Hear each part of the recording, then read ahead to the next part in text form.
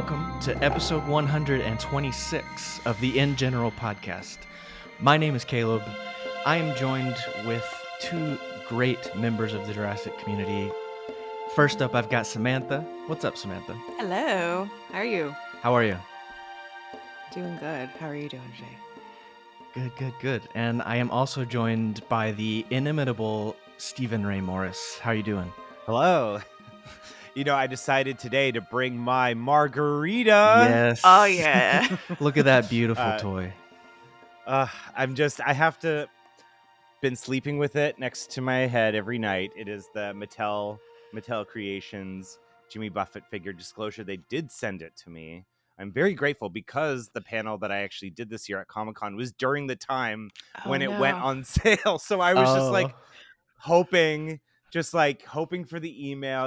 Again, we all of us have been, Sam was just on See Jurassic, right? We covered Eruption, the new Michael Crichton novel, and both of us got a copy of that. And it's like we will happily lay down our money for this, but right? but we want to make content about this stuff, and we want to talk about it and share it with people who follow us. And so, again, I always feel very lucky when they're like, who gets Jimmy this time?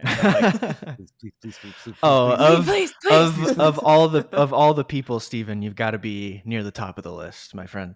Yeah, absolutely. Mattel sent one over to Jurassic Outpost as well, so big thank you to them. Jack's been filming it, and we've been posting it with some Jimmy Buffett tunes. So it's a really great set. It's really awesome. So yeah, speaking of that set was the San Diego Comic-Con 2024 exclusive. Went live during Comic-Con, and that happened this past weekend. Stephen Ray Morris, you were there. Sam and I unfortunately weren't able to go, but yeah, let's talk about SDCC 2024.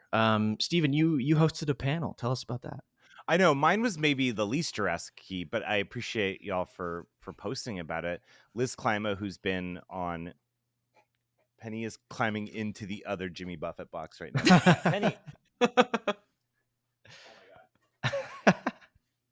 Of course she does this when we're podcasting. But there we go. Say hello. Hi, Penny. There's also a Dino Nugget, a Dino Chicken Nugget. Oh, I love that. Wearing an Alan Grant bandana. But no, so I hosted a panel by Liz, or I hosted a panel / moderated Liz Climo. She's an incredible comic artist. She worked on The Simpsons for many years. She actually has a series called Rory the Dinosaur, which is just a very sweet. It's like a parent relationship with their little baby Rory. So cute. But we mostly just talked about Jimmy Buffett. No, actually, that's a future See Jurassic Right episode that we because Jimmy Buffett is. I mean, it's funny because I've gotten a few. I don't know if either of you have gotten this, but it's like, I think we all know Jimmy Buffett was in Jurassic World, the Margarita Man, all that stuff. But occasionally it just sort of is like, because it is such a blink or miss it moment, people are like, wait, why is Jimmy Buffett with Jurassic? And they're like, wait, he was the Margarita Man? Like it always delights people when that happens.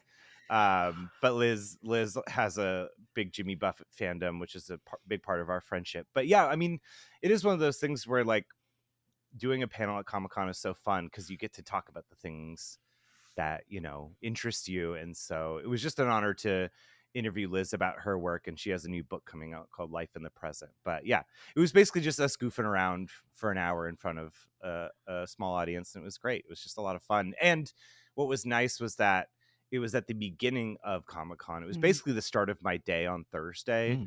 And so then the rest of the weekend, it was basically just running around, seeing, Jurassic cosplay, getting to just, see what the convention has to offer. I mean, last year I was palling around with fellow Outpost member Corey Anderson. Yeah. And, we did the JP30 activation. I almost wish they just would have brought it back this year. Like, it's just like you had this full warehouse, with the, you could sit on the toilet and Rexy coming down at you. You were doing the ASMR buttons of turning the power back on.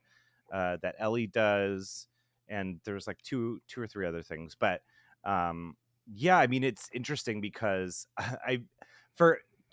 we're in an interesting year because obviously there was nothing for the new Jurassic World movie. There was nothing like particularly going on for that, but I was really grateful that Chaos Theory got to have their big show. And I actually didn't get to make it because I had to be back up for work. So I was also, at home having FOMO, seeing such a, I mean, because TV doesn't get to have an audience like the way movies do. Everyone's watching this stuff at home. So I just was really thrilled for everyone involved in the show that like everyone was just like, wow, like yeah, it was the huge reaction was awesome. It was huge, and like shout out to DreamWorks and Netflix and everybody because like they did a great job with that panel. It was really like seemed like a full house of very excited Jurassic fans, and it was awesome. Yeah, and so that's awesome about your panel and stuff, Stephen. But let's talk about Chaos Theory.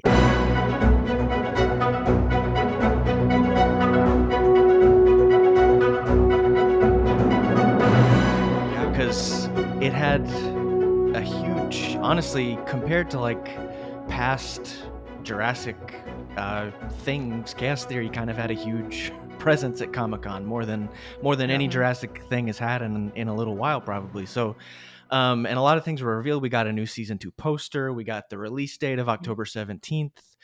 We got the new trailer. So, yeah, I want to open it up to both of y'all. Just how do you, what are your thoughts about Chaos Theory and the new stuff revealed for season 2?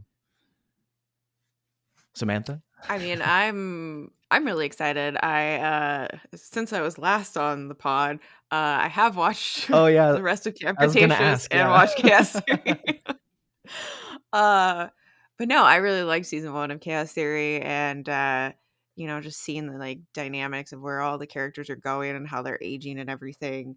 And then I think it was great to, obviously it wasn't there for the panel, but getting to see the voice actors there and talking about their characters and seeing the excitement that people have. And there was even quite a few cosplayers in the panel room. I saw too, which was really cool. And you know going on that again, like I don't think many voice actors for TV series usually get to see a lot of cosplayers of their characters, so I think that was really cool. Yeah, that was so thrilling. And also just the like Chaos Theory, I think I'm realizing is because we never really get to see characters again. We were very lucky in Dominion how we got to see Ellie and Allie and Malcolm come back, but like we get that taste in Lost World of Lex and Tim being older, and we get like that kind of thing. But yeah, I didn't think about that until you said that, Sam, that like this is the first Jurassic thing where we get to see like the development of characters in not real time per se, but just like, I mean, again, the fact that I was saying this on See Jurassic Right, it's like the fact that we got 5 seasons of an animated show in 2 years, and then now we get Chaos Theory, and now we're getting a season 2 before the end of the year, and so hopefully many more years to come. But just like, yeah, this is such a cool thing that we never got to have growing up. So I don't know. Yeah, we've gotten to see the character development over like a long period of time. Like there's been some gaps, but like over, I mean, since what, 2016 to now 2022, 2023 when the show's set. So like 6 or 7 7 years of their lives basically.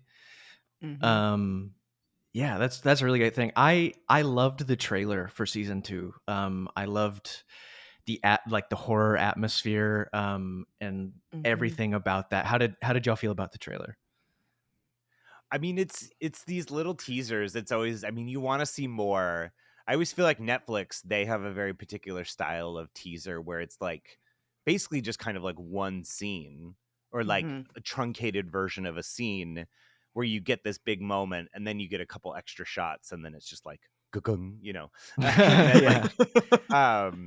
but I do like I'm down for dinosaurs on a boat. I mean, who knows how many episodes it'll be for, but I'm down.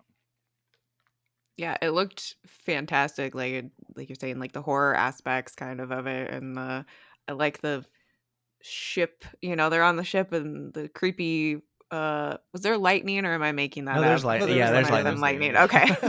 But that vibe I love. So I'm excited to see however long we get to be on that ship, and then what's gonna happen afterwards Since will be very interesting. since 2018, Jurassic has given us a lot of like dinosaurs in the moonlight. But, That's true. like we got it in Camp Cretaceous with the Scorpius Rex, and like now Mhm. with the Majungasaurus, and with the Atrociraptor in season 1 of Chaos Theory, and And Animal Kingdom on the I was about to rooftop. say, yeah, Very good. my Yeah. beloved, the Indoraptor. Love you. Anyway, so how do y'all? So let's read the synopsis really Oh yeah, quickly. the synopsis. I Mm. saw you guys posted on Outpost. Yeah. The So Nublar 5. I know, like they're like splitting off. I mean, yeah, because you're right. It's like, yeah, you're right. We end this, I guess hopefully everyone who's listening to this right now has seen Chaos Theory. But yeah, I mean that Brooklyn is alive at the end, and they're that's maybe gonna be the main thrust of the season. The girl with the dinosaur tattoo, the girl with the dinosaur Yes. tattoo. No, so the synopsis is: with the Nublar 5 stowed away on a dinosaur-filled cargo ship headed to parts unknown, their mission to find who is after them sets them on a collision course with the mysterious broker, capitalized capital B, broker. Unaware that Brooklyn is alive, the discovery of her whereabouts will call into question everything they thought they knew about each other. So Dun dun I was dun. about to do that, Sam.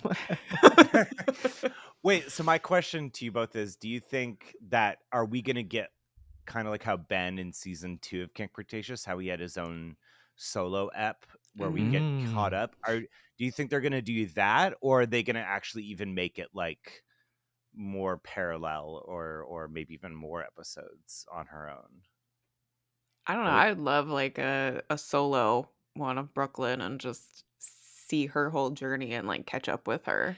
I think Yeah. that'd be great. Yeah, I do think we'll get like at least one like explainer, quote unquote, episode of Mhm. like, this is where Brooklyn's been, and this is why she's been doing what she's doing and what she's been going through. It would be cool to get like a 2 or 3 episode thing like that, where we're Mm. just with Brooklyn on her covert dino trafficking investigation. Mhm. So Brooklyn is my favorite character from Camp Cretaceous to now, and so this story arc, while like I think a lot of people out there are saying like, I wish she wasn't, like, I wish the story would have been that she wasn't actually alive, or some other story in the other direction. I like, while that would have given the story a lot of interesting stakes, I think this storyline is also awesome and gives us a lot of stakes because it plays into the Nublar 5, Nublar 6 like group dynamic in a much more like long-term way, and it plays into the Jurassic story as a whole in a much more long-term way. And so Crichton, yeah. like, And so I love Brooklyn, and I love where they're like taking her. I think it's really cool. So well, and yeah, on that note, I mean, you think about you went from capitalist to naturalist in just 5 years. That's something. We technically have that. I think that isn't it. You're right, Caleb, that I think we live in an era of fake out deaths. Everyone's getting stabbed in the gut in the Star Wars universe and making it out alive, other than Harrison Ford, like other than Han Solo. But like, R.I.P. R.I.P. But R.I.P. Why is he saying R.I.P. to himself? But no, I understand that we have like almost a fatigue of fake outs and stuff like that. I understand that, but I think there's this idea that's really cool with Brooklyn, where like, she was somebody who is the content creator and is almost just like, but you have the seeds of her being an investigative journalist type person with Wu, and like even the first season of Camp Cretaceous. So like those seeds were there, and so I like that sort of, like this idea of, I survived this insane thing. I survived the fall of Jurassic World, but I have a platform. Is there a way I can use my platform and my privilege and all that stuff to maybe try and make the world a better place via dinosaur trafficking situation or whatever No, it is, you know. yeah, that's true. I mean, like I I love that's why she became my favorite character is in Camp Cretaceous, like how she was really challenging Dr. Wu, like you're a bad person, dude. You need to look at what you're doing.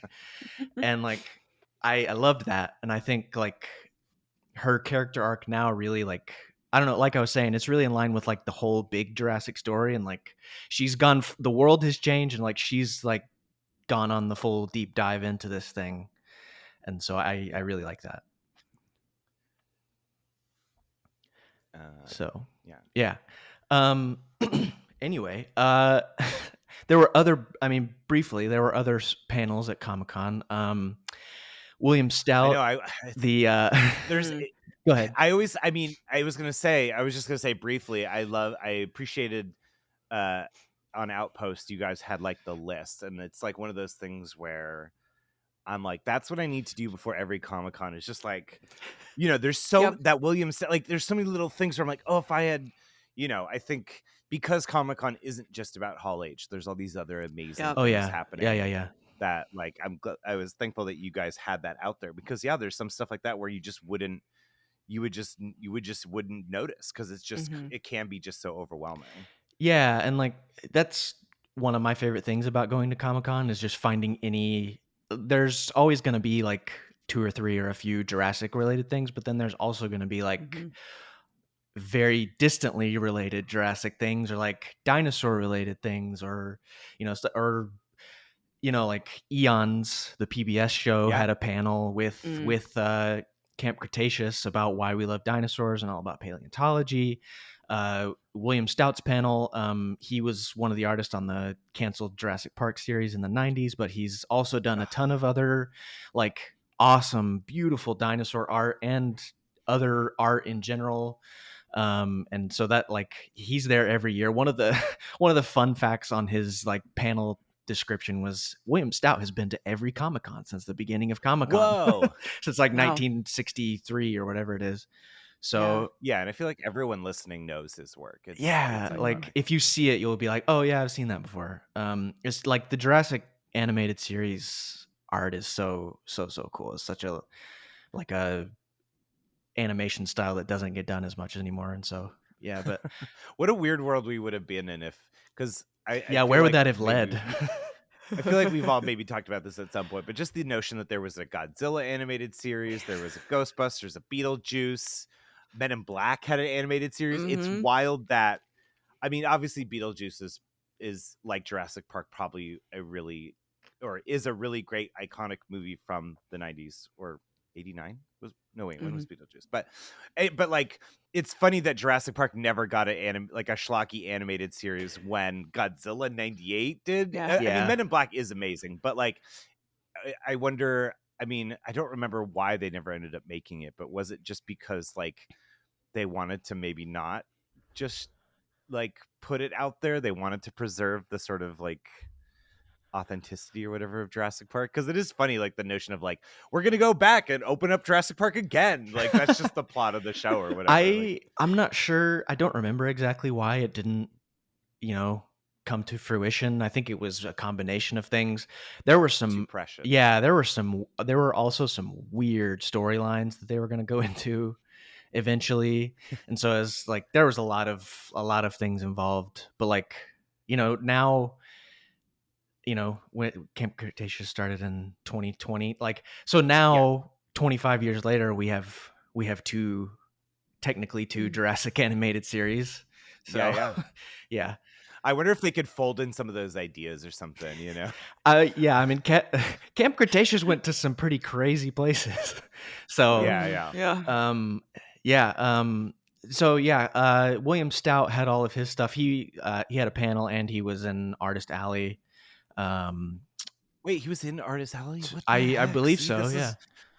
When in 2021 when they did like the shortened like coming out of, I don't know what they called it, special edition, that's what they called it, that Comic-Con, William Stout was there and he was on Artist Alley, and like I met him for a second, talked to him about Jurassic, and he's just the kindest, most humble person, like, and it was great. And he clearly loves dinosaurs too, because he draws them all the time, and like loved working on all the Jurassic stuff. So he's a really cool guy.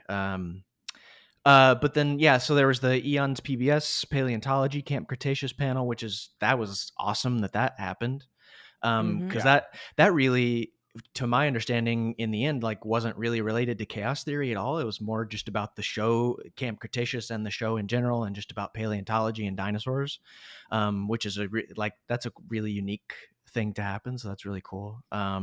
Just a venue for that. And I've had Callie from Eons on See Jurassic Right, but all the Eons people are great. Yeah, and I just feel like I love that show. I watch it all the time. It's so good. It's so good.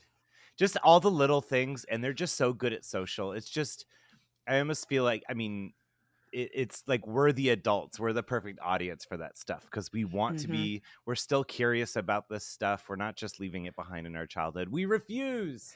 You know, and I know there's Dino Fest every year at the NHMLA here in Los Angeles. I mean, a lot of I feel like a lot of natural museums have their dino days and stuff like that. But I know sometimes folks from Eons come out. So I don't think they've announced the date this year, but it's usually in September. But they're also unveiling a new dino hall in LA this year. Yeah, I was about to say that. Yeah. Ooh. And there's a diplodocid dinosaur that has green bones, because it fell into a place where there was some sort of mineral, and so it fossilized green. Yeah. And it's going to be on display. That's cool. So Sam, you have to come out to LA. Yeah, sounds like it. There's a lot of cool stuff coming up at NHMLA, and so stay tuned for that, because it's gonna be awesome. Yeah, what else was there? Mattel. Go ahead. I was going to say briefly, just speaking back to the chaos theory panel, it was great that DreamWorks, like, I really appreciate when social media teams will like recap a panel. Oh yeah, sometimes you have to go, you know, like like I know, like, every year Outpost, like when there's the years when you guys have gone out, when there is something to like recap or something, like you guys have done it. You know, other Jurassic folks have done it before, but it's really nice to see when like, it is great when official teams also do it too, because not everyone can go, you know, and, or, you know, if just, you know, again, like for me, I had to go back to work on Sunday, so it was just like one of those things where I was like, oh my gosh, that's great. DreamWorks like literally recapped the entire panel so that we got to enjoy it as well. Like that was just, I just wanted to shout them out because I thought that was really cool. Absolutely. Their coverage and everything of that, and the content they've been releasing now, sort of after the fact, behind the scenes, has been really, really good. So yeah, shout out to them. Absolutely. No, so Mattel also had their Jurassic toy design panel, like they've been having the last few years. It was called From the Aisle to the Aisle. That's so the toy aisle to the Jurassic Dinosaur Island. So yeah, and there were a couple of reveals there. At their booth, they had some new things too. They had a Hammond Collection Scutosaurus and a Hammond Collection Atrociraptor that they revealed there in their setup. And then in the panel, they revealed the Hammond Collection Stygimoloch, which is from Fallen Kingdom, I suppose, which is cool. And then the other thing they revealed was the Chaos Theory Suchomimus, which we saw briefly in season 1 of Chaos Theory, but apparently is gonna feature more in the next season of Chaos Theory. So, what did you guys think of the toys? Are you toy people? I know you are. I mean,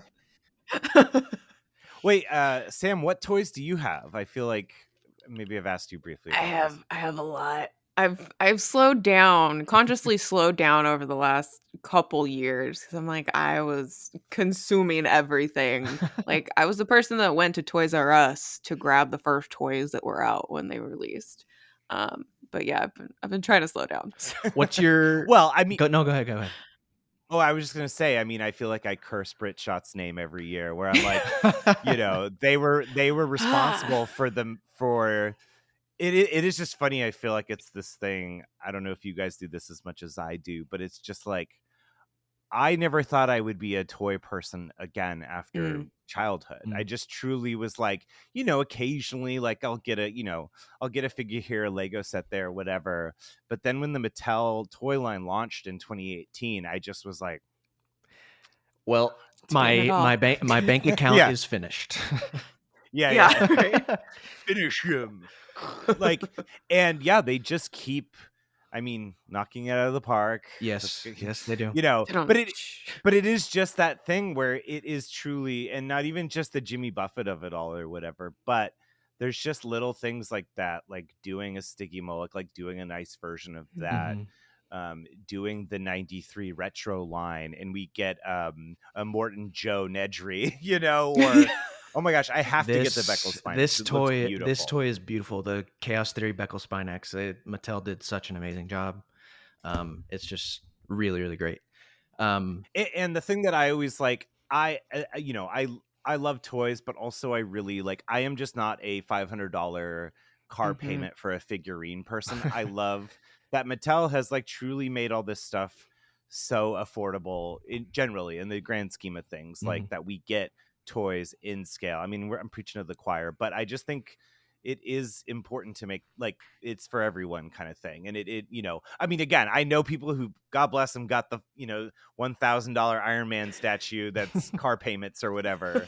But like, I don't know, I just like that we can just go to Target and like pick up a couple dinos or figures or whatever. I don't know. I just, I will forever have like a IV drip line to Mattel's Jurassic toys. Absolutely. Now, Sam, I was going to ask, like, I'll ask both of you this. What's your most recent or favorite like Mattel dinosaur purchase? Ooh.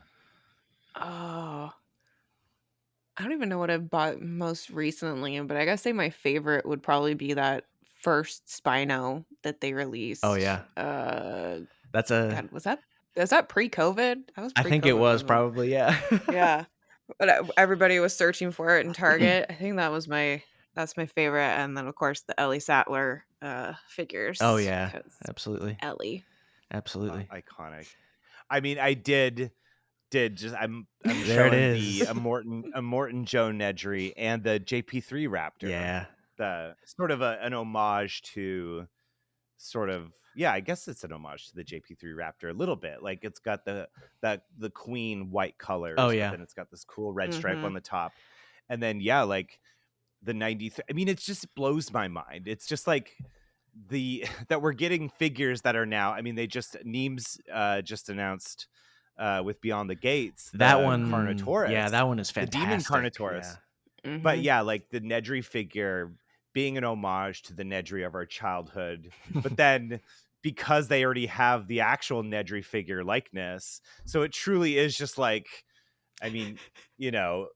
Wayne Knight on like a buff dude's. Look, Wayne Knight was probably buff at one point. It gives me Aquaman vibes because it's like green pants and orange top. Oh yeah. But also Nedry like, is Aquaman. Yeah. But then also like having it doesn't have the water squirt feature, but that's fine. But my God, we should. Can we get those, Mattel? Yeah, do a Hammond collection Nedry retro figure. It's 3 things stacked on top of each other. But yeah, that, and then they have that because I never had the Red Rex as a kid. I didn't either. The classic one. I didn't either. That again, I'll always remember Chris Pugh when he was on See Jurassic Right the first time, talked about walking around with the Red Rex like it was his toy dog, like it was his pet dog, like on a leash. And I was just like, that's who we are. Caleb just put the 93 classic Red Rex. Yeah, but I love that we're getting I had the junior T-Rex. Yes. And they're doing that. I think it's like in a black and yellowish kind of. Yeah, the new juvenile Rex is really cool. Yeah, and that was my childhood T-Rex toy, so I'm really excited for that one. But yeah, the Nedry and this cool retro JP3-ish Raptor. I think those are my favorite, obviously, besides Jupiter. So the 3rd season of Beyond the Gates, which is the last one that Jurassic Outpost worked on, when I saw the episode, to sync it with music for the like 93 classic with the red Rex and all of that like group that was in that episode. I lost my mind. I was like, like I still can't believe that like this line exists because it's just so cool and such Yeah. a like it opens the door to so many things. And like it's just awesome, and it's great that it's continuing, because there was a second there where everybody was kind of like, are they going to do more of this? But now they are. Yeah, So. I mean, I truly thought that it was maybe just going to be like a JP30 thing or whatever. But I know, I was like, we won't stop until we get robot Roland Tembo from the Chaos Effect, you know, and Superman Ian Malcolm. Oh yeah, like Yeah. I like we was got it Malcolm. we got Malcolm with wings. It's true. Yes. Yeah. Honestly, that Lost World toy was like got so much love growing up. The hang glider Malcolm. That was one of my favorite toys growing up, because you would just go and it'd flip out. Yeah. And then Malcolm is in like a black and blue like jumpsuit. Yeah. Imagine if like, because again, it's like the idea even that Mattel is even getting the ability to homage and pay reference and things to in these Easter eggs to like toys that were never even produced, like prototypes and stuff too. It would be amazing, like if Scarlett Johansson like gets on a hang glider and like has like kind of a blue and red number, like as their own, like I mean, we can dream. Yes. It's so Imagine if those representations of Malcolm and Grant and Nedry and Ellie and like everybody, imagine if those carried on from the like, imagine if someday there was like some adaptation of those interpretations of the characters. The broker is, it's not Santa Santos, it's Jaws Jackson, or I can't remember any of the other trackers and raiders. Like, what if those characters were brought into like Chaos Theory or something? Dino trackers. Yeah. Yes. No, Mattel has been a staple on the shelves of Target and Walmart. Mattel Jurassic, I should say, has been just a mainstay on those shelves at Target and Walmart for like 6 years now. And it's been pretty reliable that you're going to see Jurassic when you go there and you go in the store. And they've done some, we're going off on a Mattel tangent here, but like they've done some really cool stuff, like all the Lost World stuff they've been able to do, the Jurassic Park 3 stuff they've been able to do. You mentioned Roland, so that brought up that Sorna set. And like the Mamenchisaurus. The Mamenchisaurus, the Sarah Harding and Stegosaurus set is one of my all-time favorites. Like I got a great picture of Corey last year with the Corythosaurus. Like we got, because it's like they've basically now at this point just been going through the list. Like we got Mamenchisaurus in Lost World, we got Corythosaurus in JP3. Like, are we gonna get a Morris Intrepidus from Dominion? Are we gonna get a juvenile? Well, I guess we got a juvenile Allosaurus already, the like original Fallen Kingdom Allosaurus. Oh yeah, basically, yeah. But I was gonna ask you, just on the Mattel tangent, we've barely gotten anything from Jurassic World. Like, we don't have a Claire in white. Like, next year's the 10-year anniversary. Is there anything else from Jurassic World that you would want to see? Because the fact that they did a Zara with the Mosasaur for like the Play School toy line, I'm like, no, I want a real Zara figure that comes with the Mosasaur that can like go down in the belly. Like, well, to take us on to even put another branch on this tangent, but like one of the coolest Funko Jurassic things that has released in the last few years is the Claire with Flair running from the T-Rex. And she's in her Jurassic World white attire, and that's really cool. I want that. I want everything from that whole moment and from Mattel. Like, like a gate, like Paddock 9, and the gates like open. That would be so cool. Like, like a Paddock 9, and Claire's got a flare, and she's got her jacket tied around her waist, and they have flare things already. Yeah, they do. They definitely do. Yeah. So I don't know. You're right though. Like, the first Jurassic World movie is one that we need more sets from, and maybe Mattel's got some tricks up their sleeve for the 10th anniversary. But Samantha, what do you want to see from Jurassic World? Ditto on Claire, because I need a figure of her in that outfit. But I was just thinking if we're doing like more kind of playset kind of things, I want something of that little like shed building thing that they went into with the Jeeps where they were jump starting them. Oh yeah. Ooh. And like hid in there. Something like that I think would be really fun, and like maybe even the Lego version or something. But Oh Yeah. yeah, Lego version. Yeah. because I'm just thinking of like little play sets are always so fun, and they can do a lot of things with that. Yeah, I just thought of one other thing from Jurassic World. So when Hasbro had the toy license and they were making Jurassic World, the first Jurassic World movie toys, they made a Stegoceratops because Oh yeah. originally it was in the movie, but it got cut. And so there's Stegoceratops Hasbro Jurassic World toys out there all over the place. I want Mattel to do a Stegoceratops because they do dinosaurs really well, and like I wanna see their take on it. But yeah. So. Yeah, that would be really cool. I feel like we've gotten a great Indominus Rex from Mattel at this Oh point. yeah, we've like gotten multiple. Yeah. So yeah, it's interesting that they haven't done. Ooh, you know, it'd be really fun. A command, like if they were to do an homage to the command center, from the original Jurassic Park, do like a sort of command center thing that comes with like a Jake Johnson and Lauren Lapkus like exclusive figures, I love and that. even like little dinosaurs that you can like knock off the desk.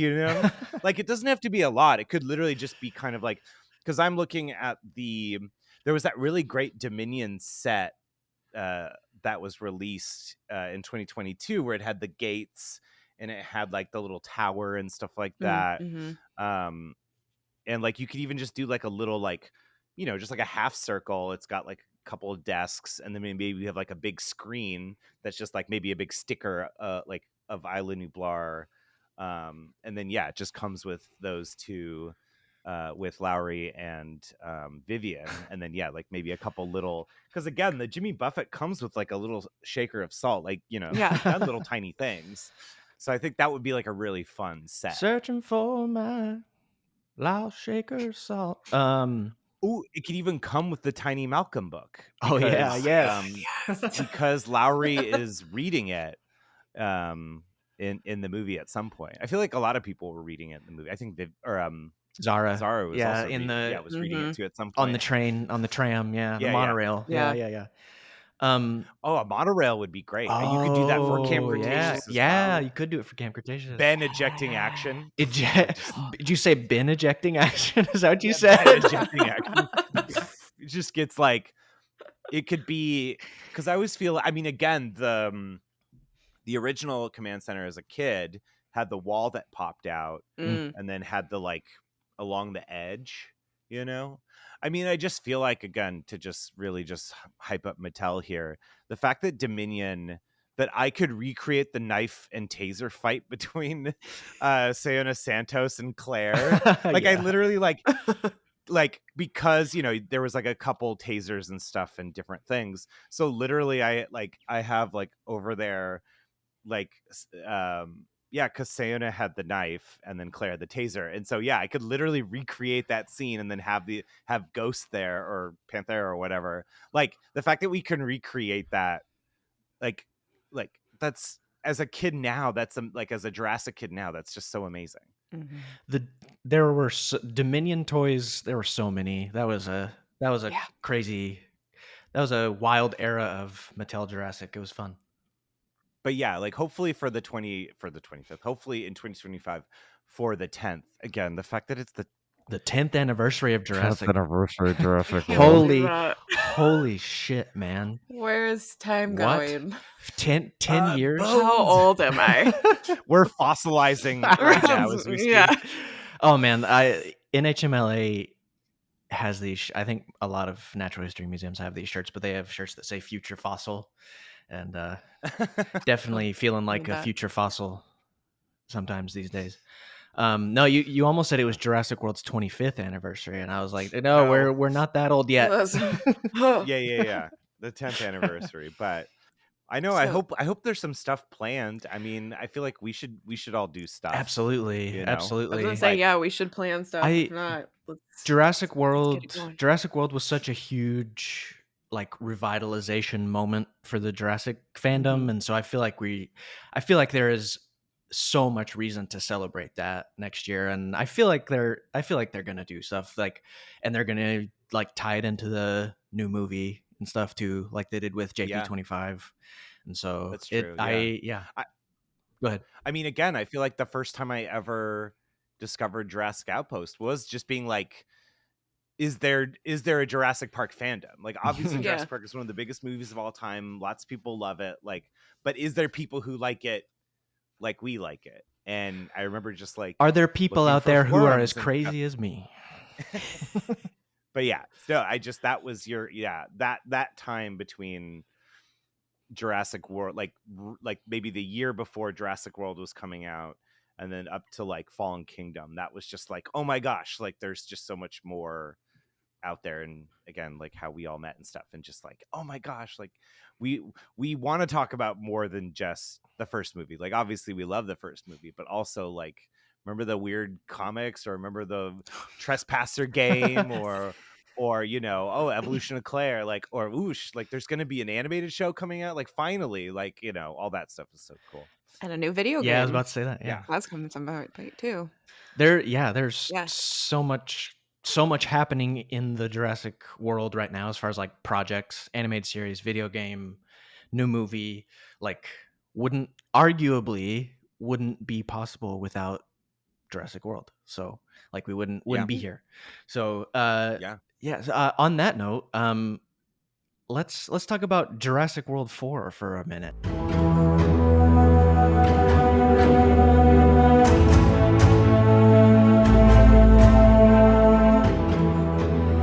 Jurassic World Rebirth, as it is possibly titled. No one knows Yes. yet. Yes. What will it be called? Nobody knows. So how like I was gonna say, just you said Jurassic Isle, and I was like, wait a minute.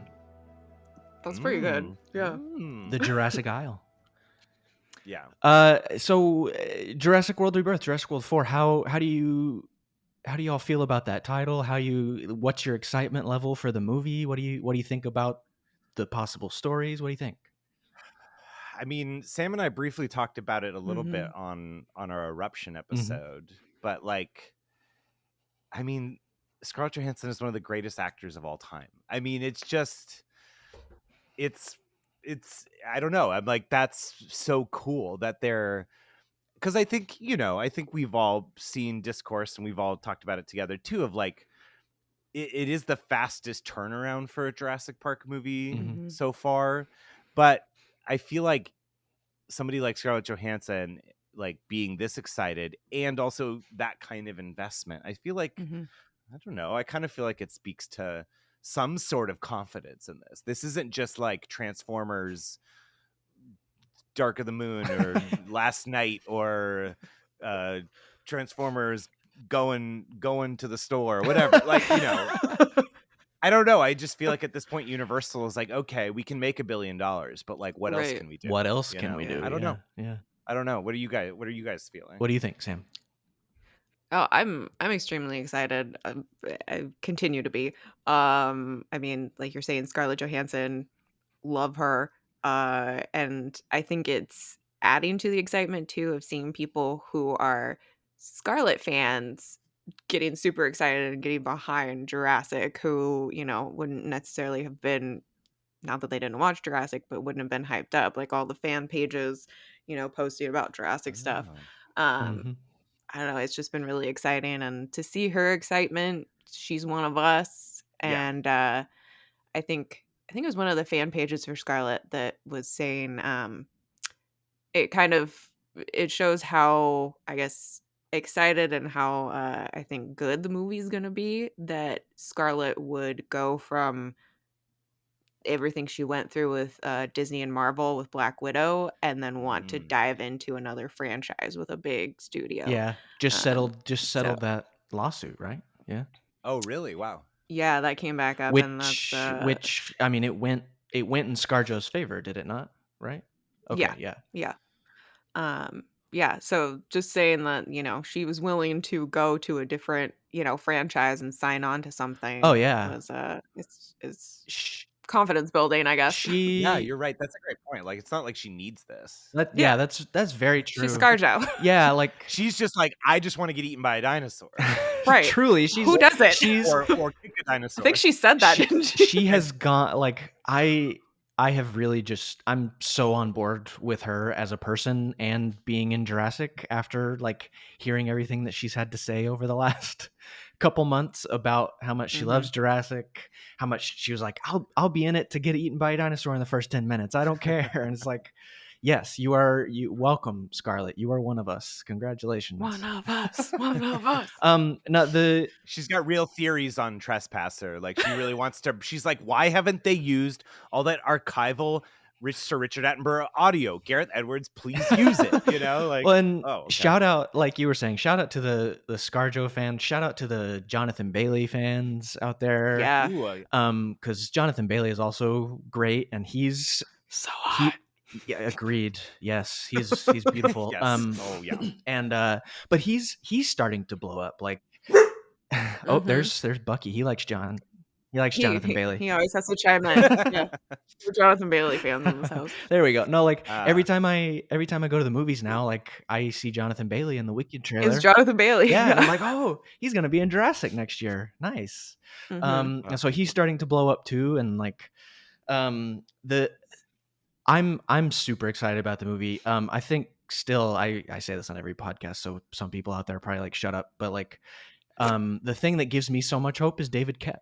And ScarJo brought him up in one of the interviews. She was like, David Koepp. She was like, David Koepp is back after 25 years. He wrote the first two. And like the fact that she brought that up, that's kind of a niche. That's less a press answer and more of a niche. Like, she knew that was happening. And so like that was cool to me. But like David Koepp inspires a lot of confidence for me. How do you two feel about David Koepp? Well, it's interesting. Well, so I have, at Sam's suggestion, I bought Cold Storage. Yay! So I'm about to start reading it. Yeah. But you know, it's interesting because I mean, I think there is an element of like, when, you know, franchises are continuing, there is a cachet in bringing back people who are, you know, it's like every time they did a new not Transformers, every time they did a new Terminator, they're like, James, can you just say you like gave us some ideas? And he's like, oh, God, yeah, sure, why not? You know, like, you know, so I part of me sometimes has a cynicism of like, is this person really involved and all that stuff? Or just like, you know, I think every fan is like, when somebody comes back, you want them to come back because it's a good idea. They're invested again. And I think there is a feeling that David Koepp is coming back because he had a really good idea, and that the sort of, with the sense of confidence and authority that this new movie is moving forward, that again, it's going to be we're all going to see this movie in less than a year. I think that speaks more to maybe the success or how good the movie is, rather than necessarily like David Koepp himself or Scarlett Johansson herself. It's like that the fact that all of this is moving forward confidently like this, to me, is almost like they're all part of the puzzle that is like, hopefully this movie will be great, or however it turns out. I think it'll feel confident, and it'll feel like, no, we're moving forward, because obviously like they could keep pumping these out all the time, but I don't know. I always feel like Universal does have a sense of purpose, even if everything's not perfect. I think it's just like, this is it. I was talking to Brad Jost, and it was just like, you know, I thought we were going to have like a break, you know, in between all this stuff. But in a way, it's like, I'm more thrilled now, because it just feels like the starting lineup is so awesome. Oh yeah, I agree. Like, it feels like all the creative forces that are involved here behind this just feel really solid, and like we're headed in the right direction. Like the cast, like Mahershala Ali, for crying out loud. Like, come on, like Oscar winner. Like, come on. It really feels like the team of creative forces behind it feels really great. Like Gareth Edwards, like everything. And but Sam, how does David Koepp make you feel about all this? I mean, I think said it from the beginning when it was announced that he's kind of the first thing that got us all excited about it, and it was, you know, going back to cold storage, that was the most recent thing that, read that and excited for that, loved that book, Mhm. so it was kind of a, if I can get this in a Jurassic movie, that would be amazing. So, Yeah. I think he's been kind of the steady point for us in the Jurassic news of just, always going back to it's David Koepp. But with the directors going back and forth, and then until we got actually official casting announcements, it was always David Koepp. That's a great point, Mhm. Sam, that like in the past they've never really led with the screenwriter. Well, Mhm. going back to Jurassic Park 3, they were like, "Oh, Michael Crichton's going to write the script. Like Yeah. he's just going to write the screenplay." And then in the visual companion, which I cite a lot on my podcast, it's like Michael Crichton was like, "Yeah, I'm going to write it. Actually, no, wait, peace." And then just faded away, like can you imagine? Like I mean, obviously, rest in peace, Michael Crichton. He's no longer with us, but like it is at least reading from the perspective of the James Mottram visual companion, because again, we were all very young. Mhm. I was 12, 13, 14 leading up to the release of Jurassic Park 3, and I'm like, honestly, I don't remember Michael Crichton being like, I was too young to know that. But can Mhm. you imagine if you were a little bit older and it was just like, oh yeah, Michael Crichton is like gonna write a new Jurassic adventure, and then just like 6 months later is like, peace, No. like thanks for the advance, like I'm gonna start I'm actually in the middle of doing research for this volcano novel. Yeah. Yeah. Like so you're right, Sam, that is cool that Universal was like screenwriter forward first. Yeah. I mean, we don't even have a title, like, We don't even or have Yeah. we don't a have director at that point. Is end of Yeah. end yeah. of January. It's like new Jurassic World movie in the works with David Koepp writing. Like it's like, Yeah. okay, this is Yeah, Yeah. yeah. I think Universal, they've been I mean, they hear what we're saying, the fans They're are saying. listening. They're always listening. Um, but no, seriously, like they see our feedback and stuff, and I think it's intentional of saying, "Hey, we can announce David Koepp. Let's announce David Koepp. The right people are going to be excited for it." Yeah. You Yeah. know? So, I don't know. I'm excited. I'm very I'm excited for it. I'm excited about the prospect of Steven Spielberg and David Koepp hanging out in a room talking about Jurassic ideas. Like, hey, Right.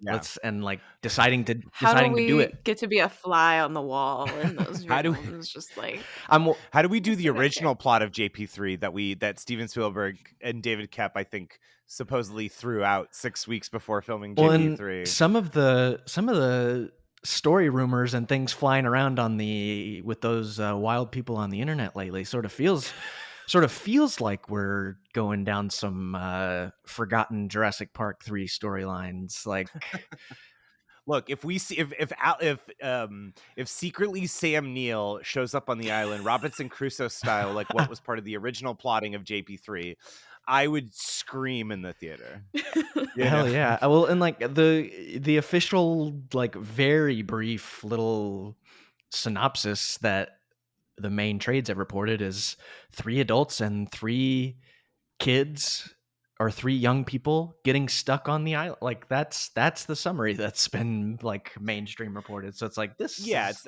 interesting. it's Mhm. interesting. I mean, it's not obviously the same Oh exact, yeah.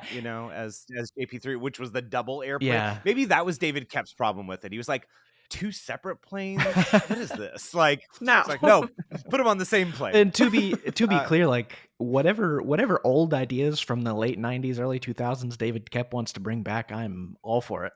But Well, and also, I mean, Caleb and I saw Twisters together with our Mm. friend Krista Mosowitz, who was the behind-the-scenes associate producer on the film. woo, Yay, Shout go out to Krista. Krista. Krista. Actually, her birthday right now as we're Yeah, it's our recording this. Also, birthday. happy birthday, Happy Krista. birthday, Krista!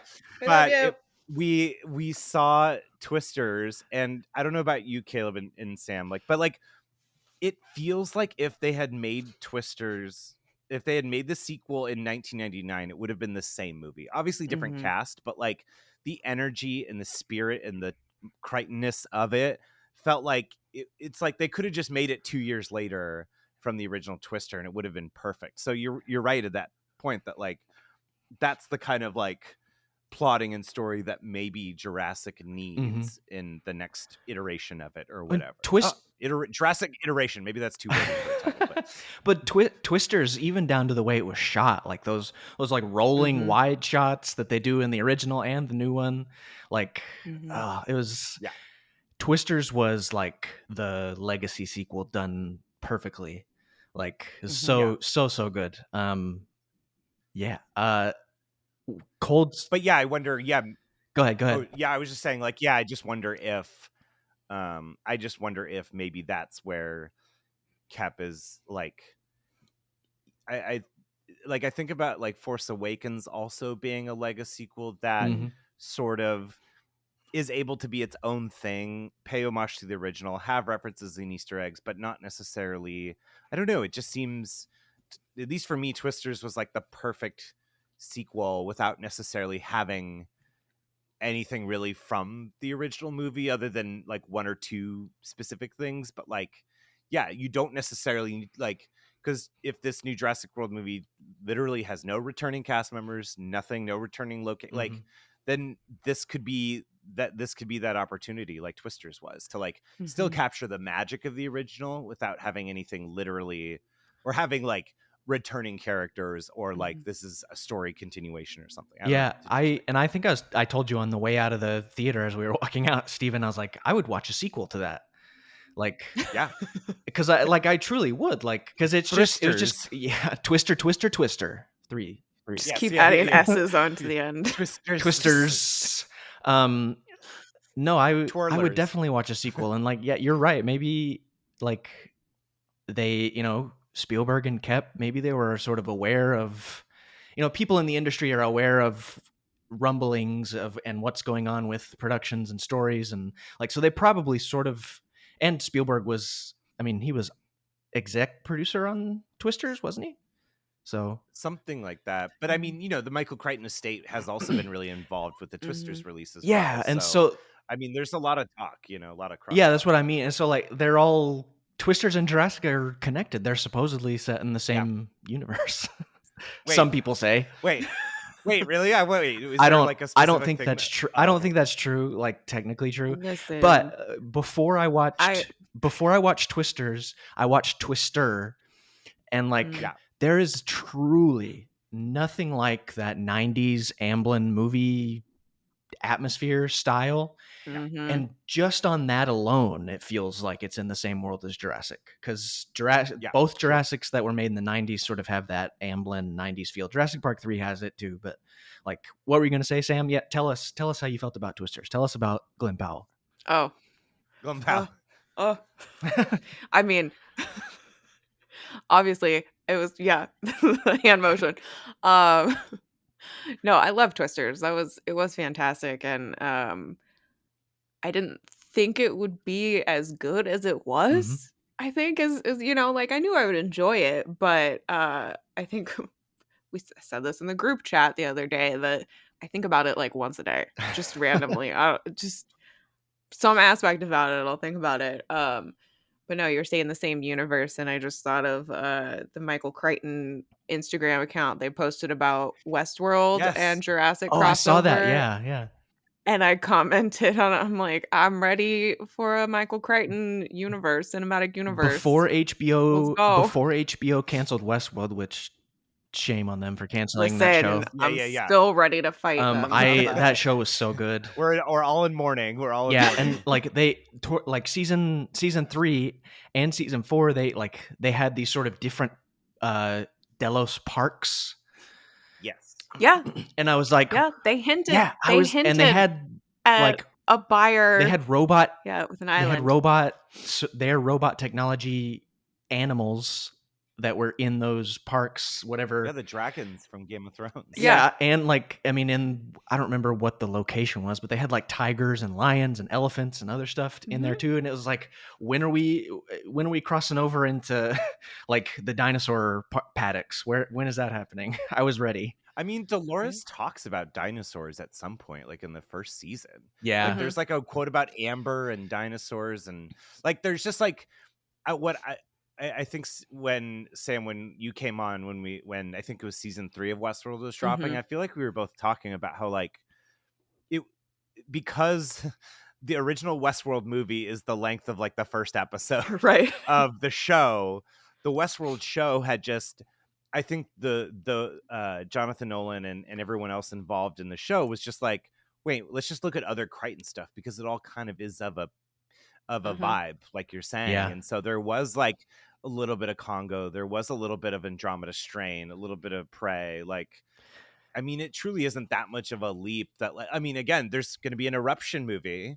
Yeah. And you could be, there is the like, I just think you could like, yeah, there's climate change, weather events, like, oh, there's this team out in Oklahoma, like we gotta, you could have them like, I don't know, there's ways.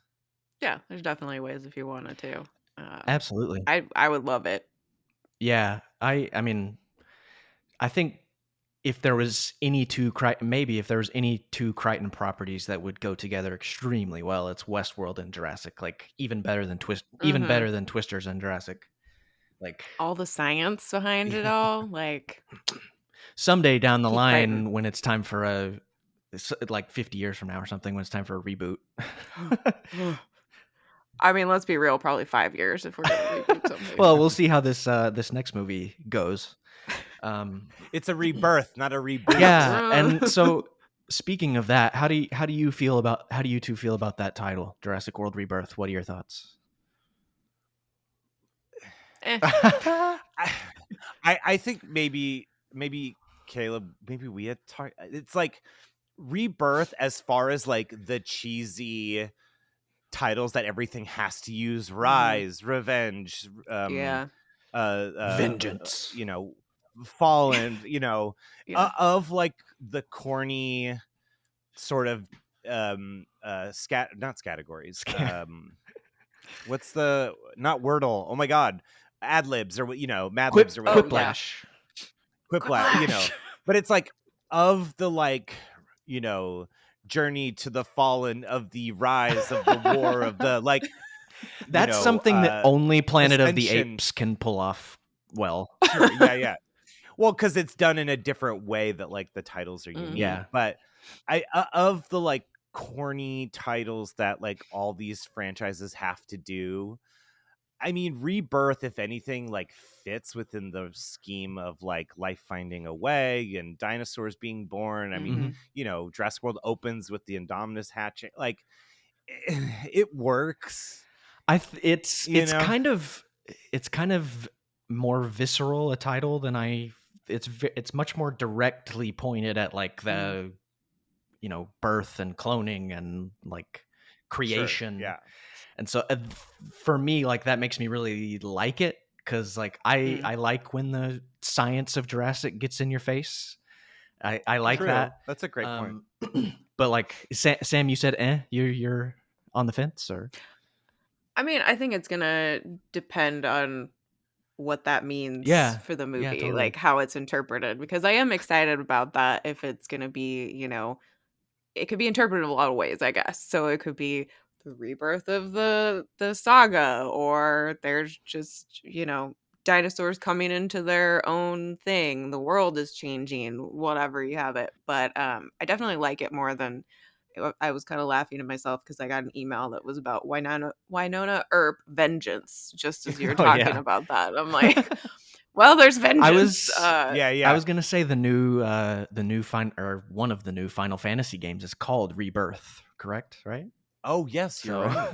People have been pointing that out, but yeah. And then Fantastic Four just got a title upgrade as like Fantastic Four First Steps, yeah, which is a little mealy. It's a little too like. It feels, for me, it felt like Neil Armstrong space. We're stepping on the moon, I guess. All right. Is how it hit me. Okay. But like when I first saw the graphic, I was like, are we talking about like a baby's first steps? Like, what are we talking about? It's like the Barbie, like 2001. Yeah. Look, I think the Rebirth, like you're saying, Sam, the Rebirth, how they use it. I mean, is it going to be like, there's like that JP3 like concept poster where it's like the embryo, like it's kind of, but then I was trying to describe the dinosaur, at Comic-Con this weekend, I was trying to describe the Funko Pops for Jurassic and how like the dinosaurs kind of look like they all mated with ET because they have the giant heads. And so I was trying to describe this and show this to somebody, and then I was like, you know what? You're right. Like, Caleb, like it's Sam, like we're gonna lean into this rebirth notion. We're gonna lean into like the science. I was like, if this is the logo, the Funko, the JP, the original Jurassic Park baby raptor covered in mucus and like the egg. Yeah. For those like, listening, Steven is holding up a picture of the Funko baby raptor hatchling with all of the like eggshell and juices all over it. Yeah, all the birth juices and stuff. Like let's lean into that. Yeah, I agree. Yeah.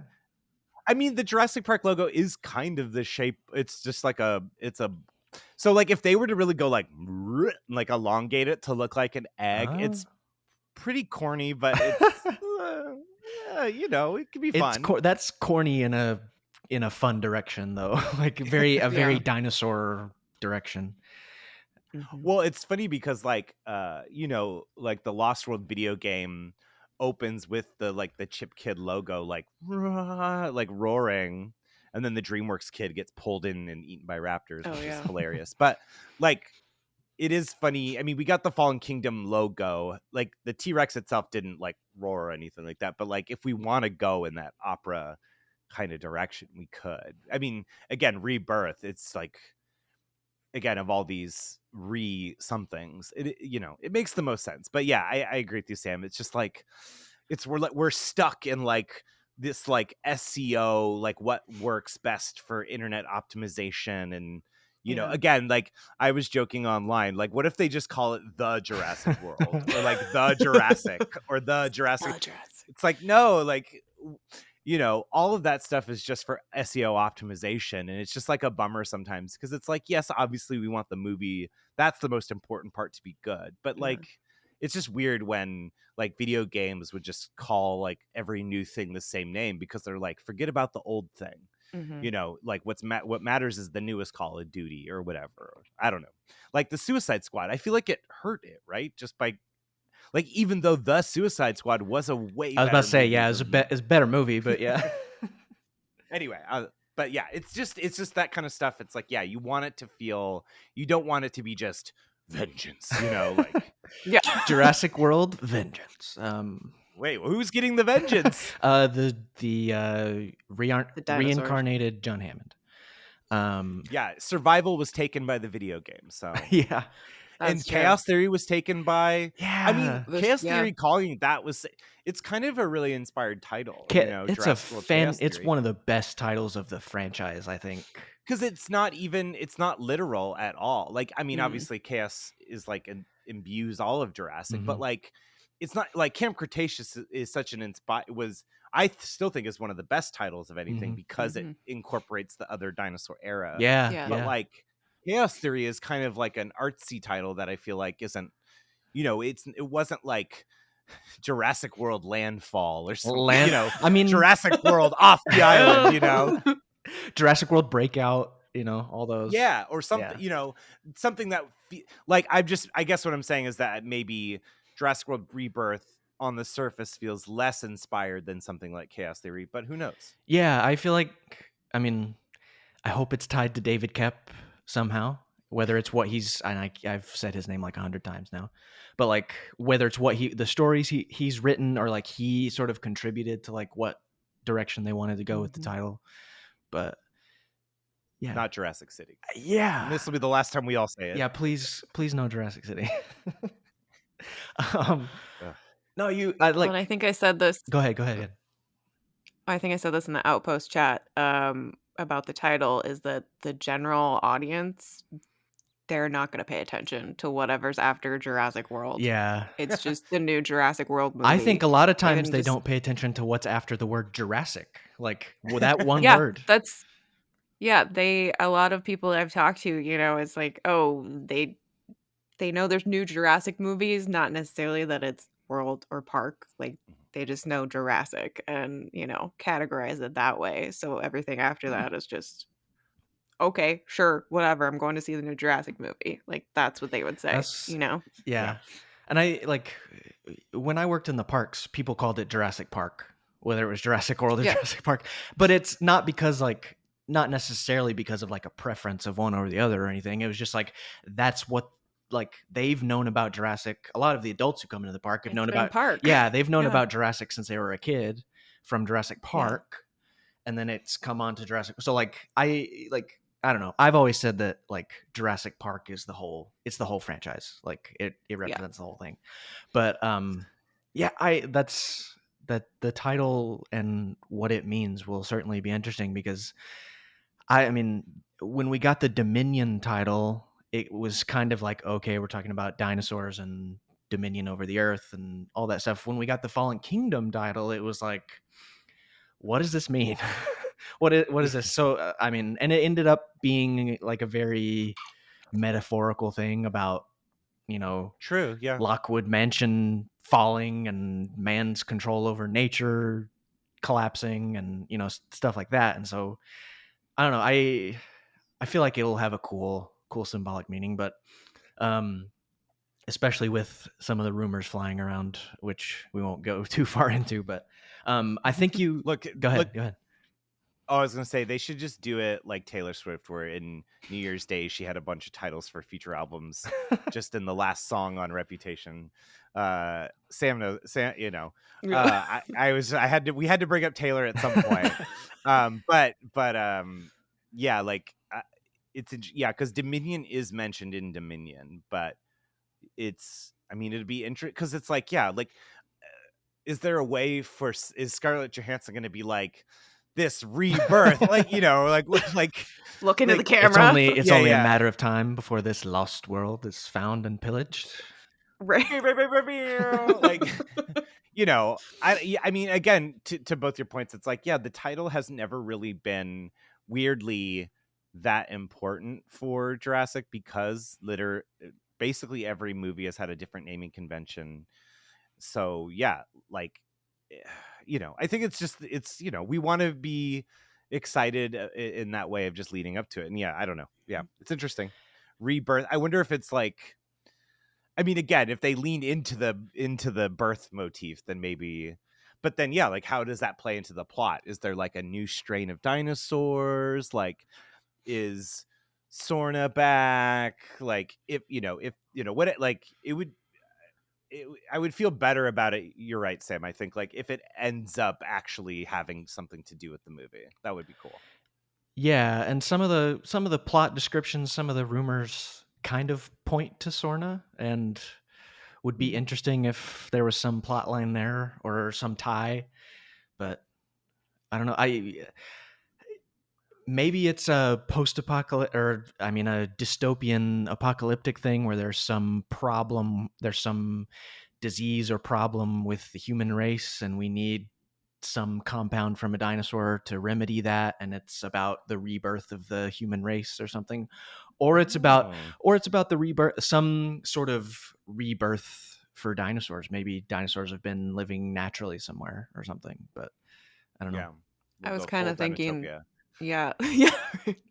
No, I was kind of thinking that too. It would be cool if it was just beyond like the rebirth of the dinosaurs and maybe like climate change connected somehow. Yeah, If they have the prehistoric plants, because we know that they're there, with Ellie finding them. So maybe it's a whole, it's helping the ecosystem actually to have the dinosaurs and that bringing that back. yeah. Like, they could do anything with that, and then it would be a rebirth of essentially the Earth.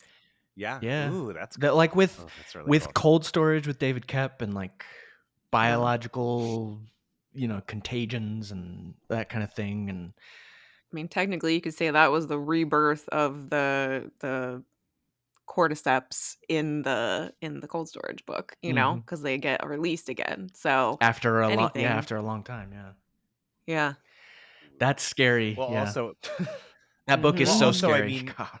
oh, I I love it. can't wait to read it. I can't wait to read it. But I mean, even Dominion ends with like, I mean, I haven't actually sat and thought about the ending of Dominion in a while. Like I've watched it a bunch, but like it ends with Wu basically introducing mosquitoes with locusts that are going to kill a bunch of locusts. So maybe like all this locust death population is going to like provide fuel for, you know, other stuff. And then, I mean, yeah, the movie ends with Dr. Sattler and Dr. Grant like speaking in like going to the White House, you know, Yeah. like full on like we need to figure out something with dinosaurs. So it's like, you know, I think we've Jurassic Park fans have all been like, you know, is this going to take place in the past? Go back to Sorna? Is this? But it's like interesting.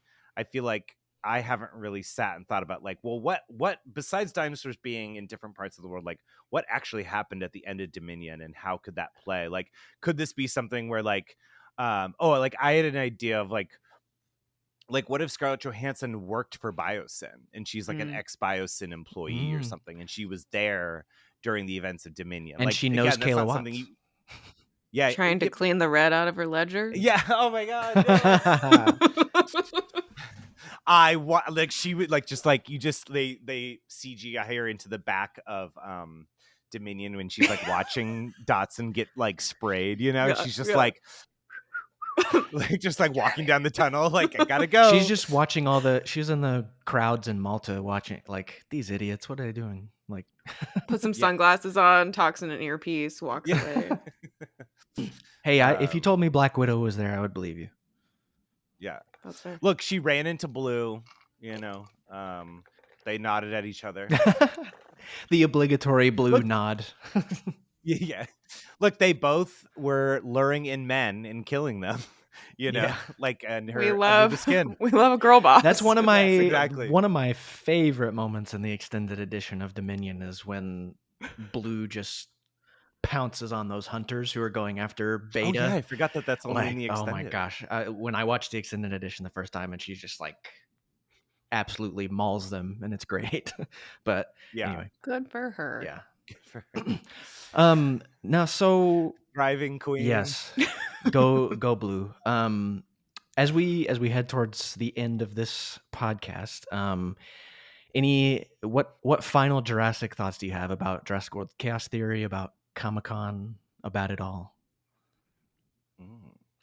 I mean, I'm just excited for season 2. Yeah. Because it is that thing where it's like, I mean, I think Chaos Theory and Camp Cretaceous were both.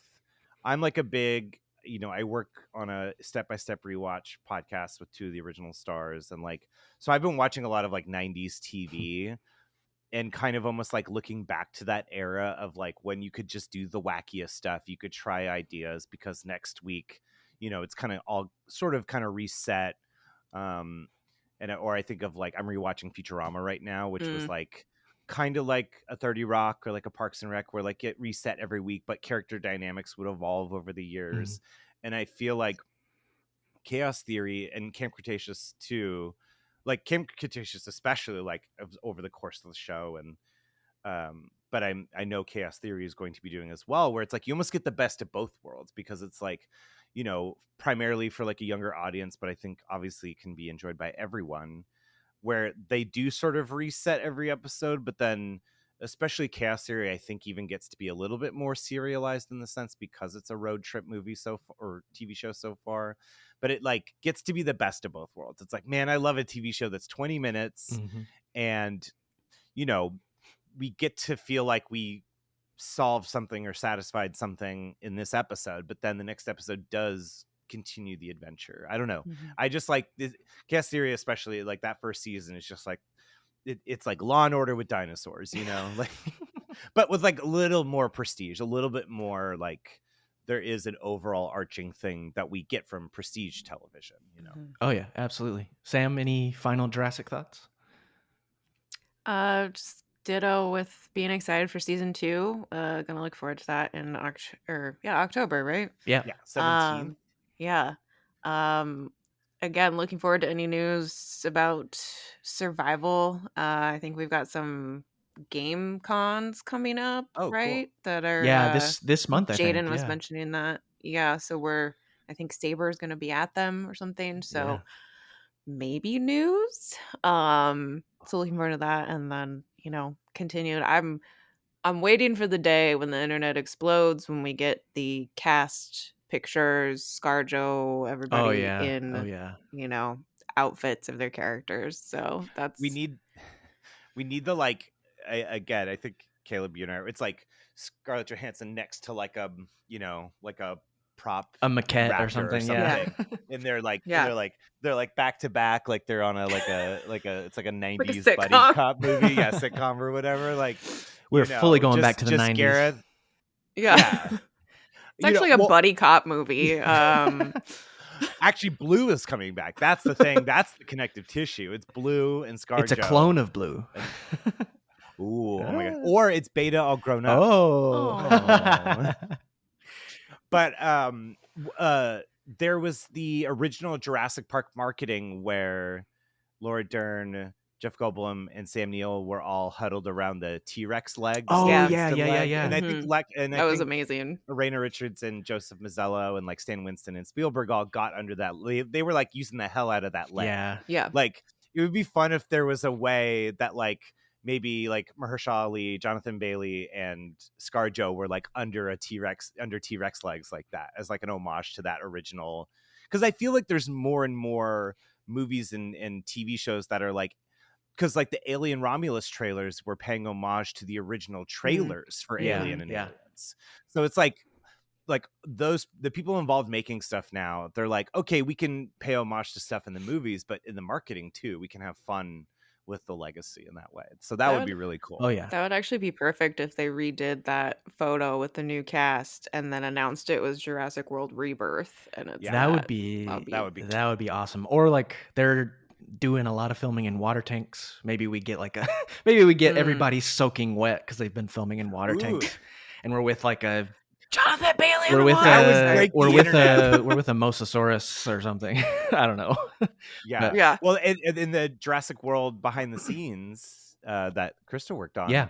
there's the Pteranodon with the sunglasses. Oh, yeah. Like, Yeah. what if they brought out that puppet? I think Marshall's holding on to that. We know he's holding on to that. I'm sure ScarJo has some too, because she like has her super secret, not secret anymore Instagram account that she randomly will post on, and she posted that no smoking sign with like the Velociraptor when they started filming. Yeah. Wait, I don't know about this secret ScarJo. Oh, yeah, we'll send it I'll to send you. you the Yeah. account. Yeah. Oh my god, it'll be good. What's it called? 'cause it's her. Romanoff. It's called Romanoff the Real, I think. Yeah. So yeah, the ScarJo community was kind of expressed like, oh no, everybody's found her secret Instagram.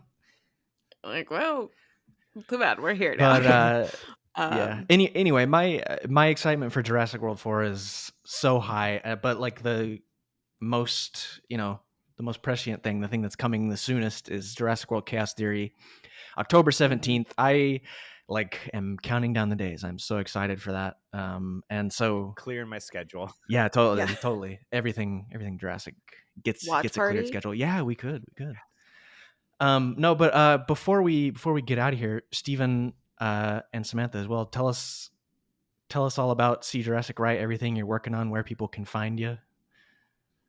Yeah, I mean, See Jurassic Right, it's been, I feel like since the last time I was on here, obviously both Sam and Caleb have been on since the rebirth of the podcast, because kind of around the years like between Fallen Kingdom and Dominion, I think were like me trying to just figure out what the podcast was again, kind of just on hiatus. But yes, basically since last fall, it's been a weekly podcast, sometimes more than weekly. I'm like, oh no, too many things are happening.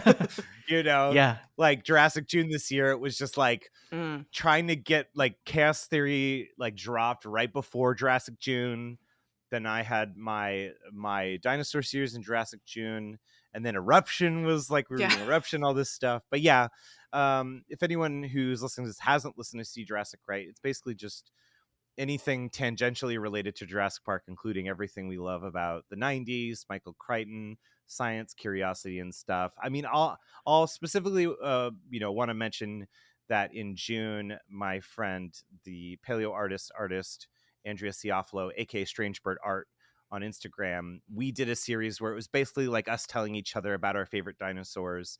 So like not only like the fun facts and stuff like that, but also like the representation of the dinosaur in the media, but mostly Jurassic Park or not, depending on the dinosaur, like specifically like the Carnotaurus episode, like the demon Carnotaurus through the Lost World Chameleon Michael Crichton versions, Disney dinosaur. So you get kind of not only the like who this dinosaur was, this species, but also like how it's been represented over the years.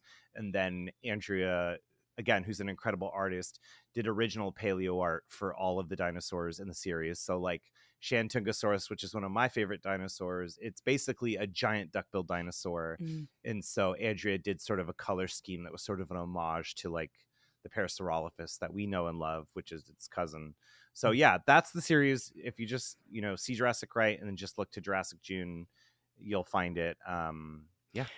Everyone should go listen to that because it was awesome. It was great. And see Jurassic Right is just awesome in general. So definitely check out all things Stephen Ray Morris. Samantha, where do people find you? Anything you want to share out there?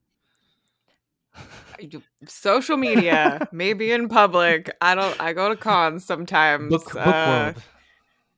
Book World, yes. I'm probably talking about books if I'm online. So all right, listen to our See Jurassic Right episode where Sam and I talk about Eruption. We fan cast it and just talk about how it sits in the world of Michael Crichton. It's so fun. I don't know if you've read it yet, Caleb, but it's just I haven't read it yet, but I listened to y'all's episode. So yeah. Oh, thank you. But yeah, so yeah, it's I think the one for Jurassic fans, there's a character in it that I think Jeff Goldblum would be really cool to play. Imagine Jeff Goldblum as a billionaire, like a saucy billionaire guy who he's in this new Greek mythology series where he plays Zeus, and it looks like a good time. Jeff Goldblum as like God, basically. So playing Zeus, like that's good casting right there. And I mean, him as the wizard in Wicked is also really good casting. I was gonna say, like, I love Ariana Grande, but also am I good? And I am obsessed with Michelle Yeoh, but also do I want to see Wicked because Jeff Goldblum plays the freaking Wizard of Oz, and not to mention Jonathan Bailey also. So that's right. Oh my god, they have the Jurassic. I wonder if they talk Jurassic. I bet they are. I bet they are. We're gonna get a welcome message from Jeff Goldblum, like he did with Scarlett Johansson, and it's ScarJo and Mahershala Ali have to be talking about Marvel drama on set too. So. 100%. Oh my god, she's like, no, come with, we'll talk it out. Like, been here, come 10 years. Into my warm embrace. Yeah. I will. And he's just like, oh, I will help you so hard. Yeah, well, but help save Blade. The issues at Marvel have given Mahershala Ali to Jurassic, so we are grateful. True. So Uni's just catching him up. Yeah. So no, this has been great. Thank both of you for joining me, Stephen and Samantha. Thank you. And thank you all for listening to episode 126 of the InGeneral podcast, the Jurassic Outpost podcast.